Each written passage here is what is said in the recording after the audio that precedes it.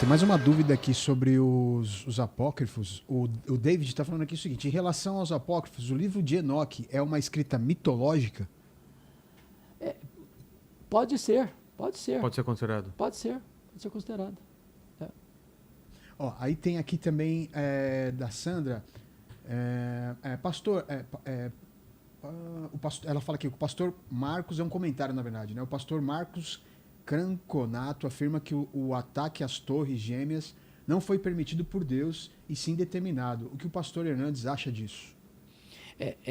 Essa é uma questão polêmica de perspectiva, né? Sobre livre-arbítrio, destino, nós temos que nós temos que tomar muito cuidado em algum ponto. É para não botar na conta de Deus aquilo que é responsabilidade do homem.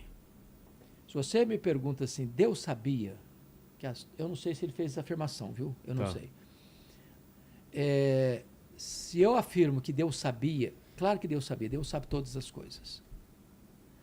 Agora, se eu afirmo que as coisas aconteceram porque Deus determinou que acontecesse, eu estou botando a culpa moral nas costas de Deus. Então, Deus não induz ninguém ao pecado. Deus não induz ninguém ao pecado. Deus sabe, mas ele não é o responsável moral. Deus a ninguém tenta. Diz a Bíblia lá em Tiago. A ninguém tenta. Então, o fato de Deus ser soberano não anula o fato de o homem ser responsável.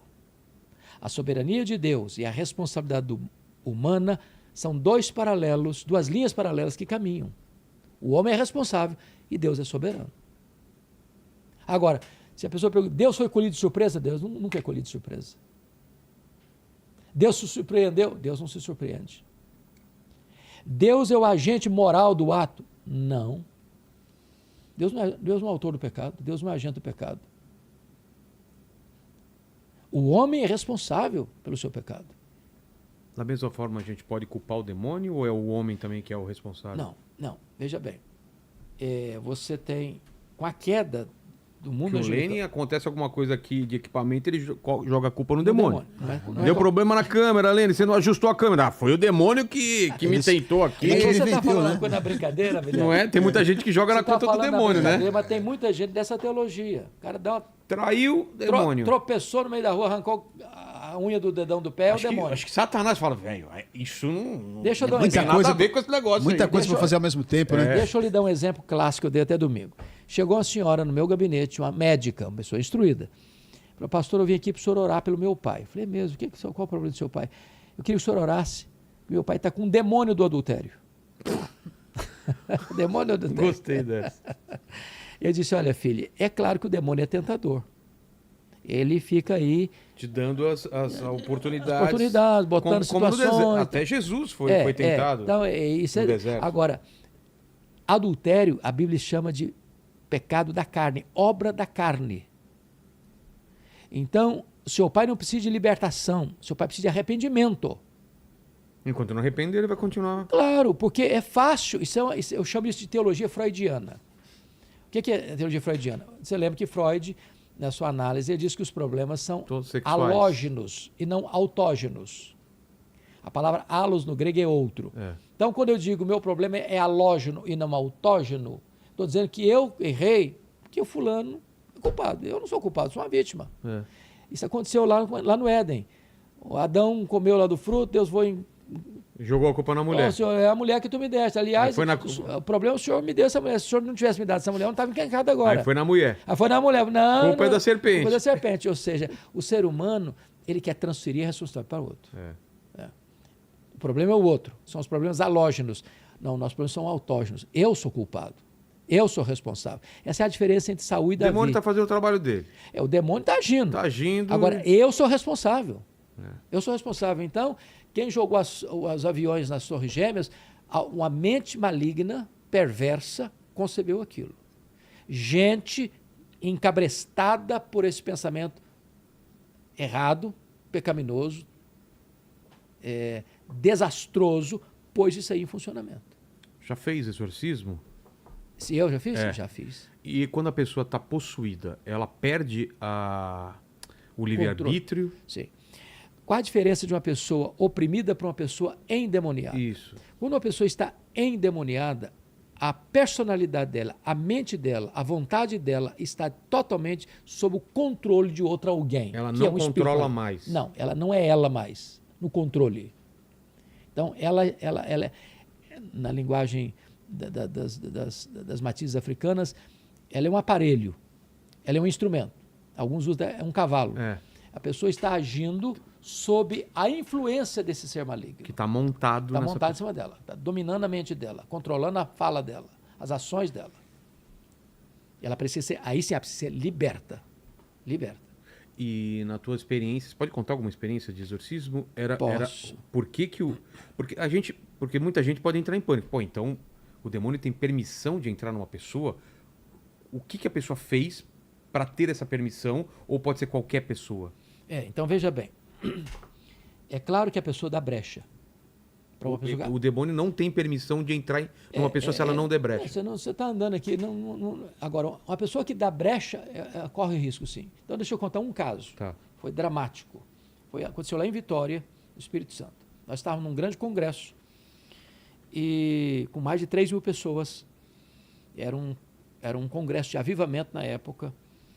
E no meio do culto, lá no meio da multidão, uma pessoa deu um grito muito cavernoso.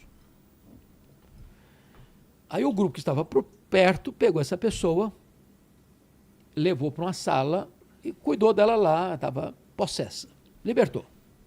Porque libertação de possessão demoníaca não é a mesma coisa de conversão. Uma pessoa pode ser liberta de demônios e permanecer na incredulidade. Ah, entendi. Aí o demônio voltar de novo oportunamente. Bom, no dia seguinte, esse cidadão foi de novo para o culto e disse para mim e para mais 2 colegas pastores... Só depois não esquece de explicar também o que é opressão, tá? Tá. Que a gente está falando de possessão. Depois saber o que é opressão. Ok. Disse assim para vocês podiam fazer uma visita na minha casa. Falei, nós vamos. E fomos em 3 pastores. Ele foi no meu carro. 2 pastores foram cada um carro. Chegamos na casa dele, Vilela. Ele foi conversar. E no caminho eu fui perguntando para ele, e aí, você tem noção do que aconteceu ontem? Eu tenho até certo ponto. Uma ira me tomou.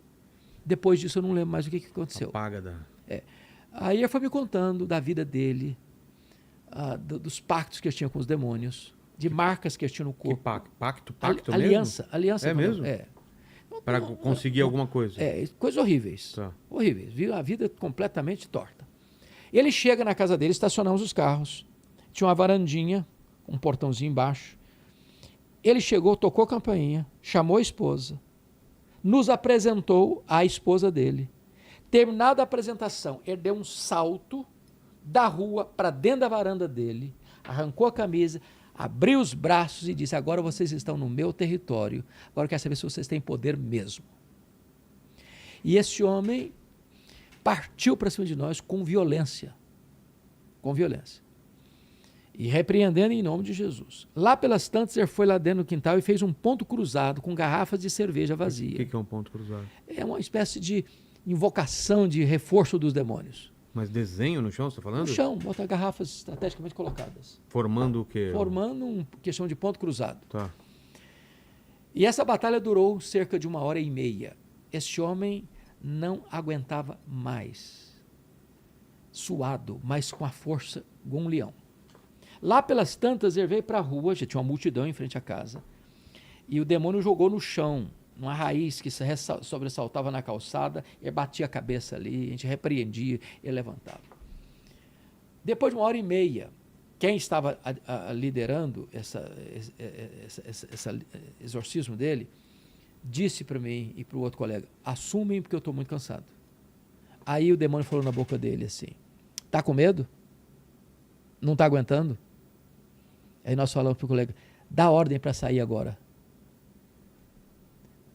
E quando o demônio foi embora, a caça de demônios foi embora, esse homem estava tão cansado que ele não conseguia ficar em pé sozinho. Totalmente exausto. Aí ele foi lá no quintal dele e nos mostrou um templo de adoração aos demônios. Nossa. Esse homem foi liberto, mas ele não se converteu. Eu encontrava com ele na rua, O que acontece? ele mudava de calçada. quando a pessoa não se converte, expulsa o demônio, vem 7? 7, pode vir 7, a segunda estágio ser pior que o outro.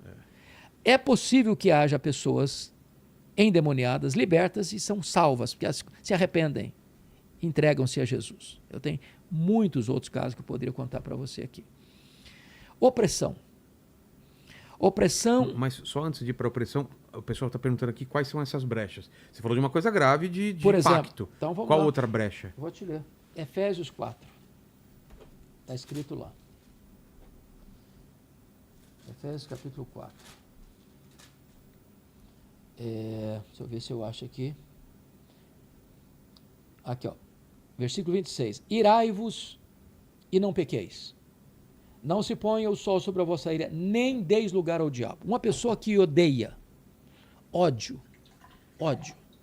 ele amanhece com ódio, ele anoitece com ódio, ele dorme com ódio, levanta com ódio.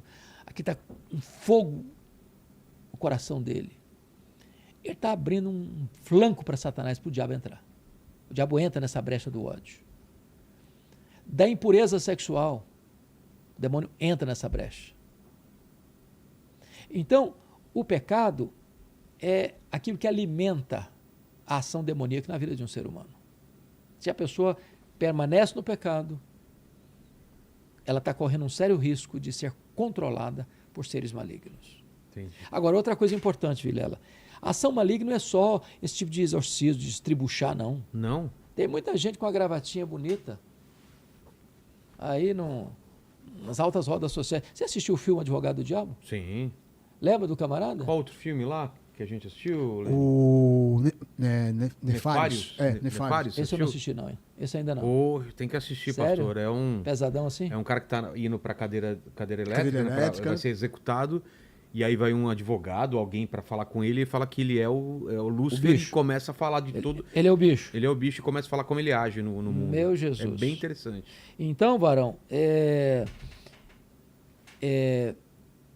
possível que uma pessoa esteja aí nos grandes gabinetes administrativos, econômicos, políticos, que está debaixo do poder do demônio. Caramba. E a opressão Opressão. demoníaca? Então, opressão, a palavra já está dizendo de Oprimir. oprimir. É quando a pessoa... E é possível isso acontecer com qualquer de nós. Possessão não pode acontecer na vida... Eu já senti opressão, viu? Eu Você já também sentiu, já. Lange? Eu, Não também, é uma eu vou te coisa dar ruim. alguns exemplos. Não é possível uma pessoa salva ter possessão. Possessão. Não pode. Por quê? Porque tem uma lei da física que diz que dois corpos não ocupam o mesmo espaço ao mesmo tempo. Se o Espírito Santo está aqui, Não entra. ou um espírito maligno não pode estar no mesmo lugar. Entendi. Agora, eu já tive opressão e sabe onde às vezes acontece? Onde? No sonho. Então, eu senti isso dormindo também. Parece que estava apertando o peito para baixo. Assim.